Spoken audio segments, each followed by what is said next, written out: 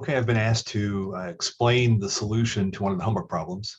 This one is exercise 1A from section 2.3.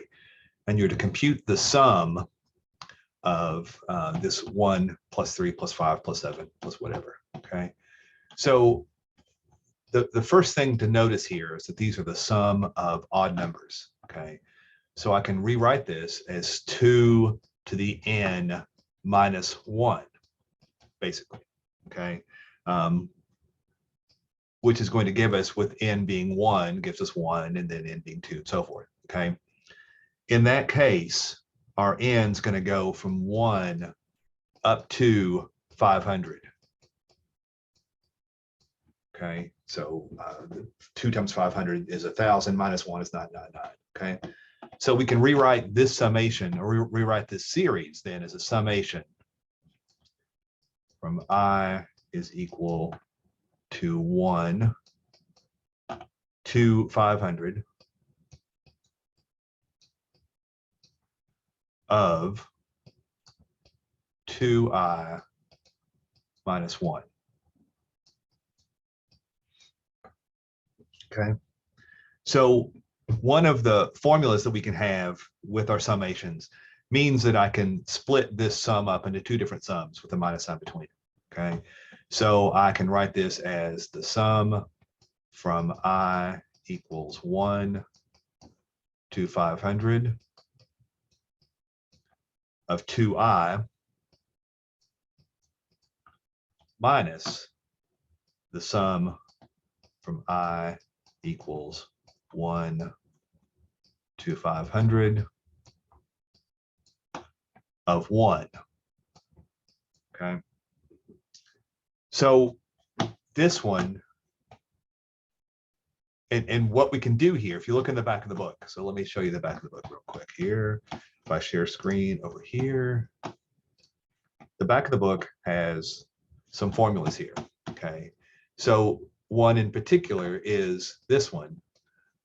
We've got a 1 there, okay? So we're going to be able to deal with that without any trouble, okay?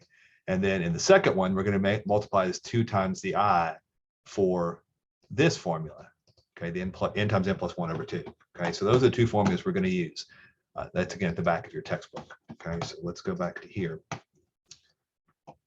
See what that gives us. Okay, so I think the simpler one here is that the sum from I equals 1 to 500 of 1, okay, all of this is just equal to 500, okay? And that's really ugly. Sorry, I'm drawing with my mouse again. So we get 500 there, okay? And this one, using the formula in the back of the book, okay, is going to be equal to 2 times n, which is 500, times n plus 1, which is 501, all of that divided by 2, okay? So if this is going to cancel the 2 out here, okay? So if you have 500 times 501, okay, minus 500 from here, it's going to give the answer of 250,000.